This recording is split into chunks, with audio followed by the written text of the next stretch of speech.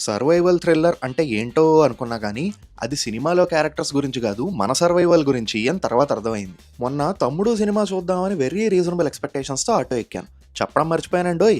ఇది థియేటర్‌లోనే చూడాల్సిన సినిమా అని రాజుగారు మరీ చెప్పడంతో, అదేదో కూసంత పరిపూర్ణంగానే ఎక్స్‌పీరియన్స్ చేద్దామని ఒక పెద్ద స్క్రీన్ ఉన్న థియేటర్‌లో మిడిల్ సీట్ ఎతుక్కొని, కోక్ కొనుక్కొని మరీ కూర్చున్నా.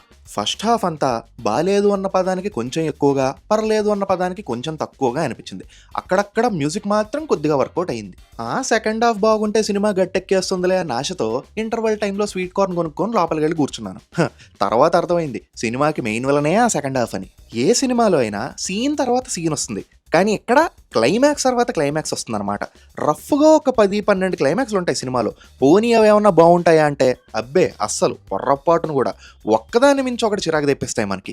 7వ క్లైమాక్స్ దగ్గర 8వ క్లైమాక్స్ దగ్గర కొంతమందికి అయితే జ్ఞానోదయం అయిపోయి పొందిన ఎక్స్పీరియన్స్ చాలు అనుకున్నారేమో, సభకి సెలవు అని చెప్పి లేచి వెళ్ళిపోయారు. చివరికి ఆపరేటర్ కూడా అలసిపోయి చివరి క్లైమాక్స్ రాకముందే లైట్లు ఆన్ చేసేసాడు. మొత్తానికి 'తమ్ముడు' సినిమా ఎలా ఉంది అంటే, శ్రీకాకుళం యాసను చంపేసిన హీరోయిను, అక్కుంటే కానీ ఆర్చరీ జైను అనే హీరో, చెవులు దొబ్బిన విలను, చిప్పు దొబ్బిన ఆడియన్స్.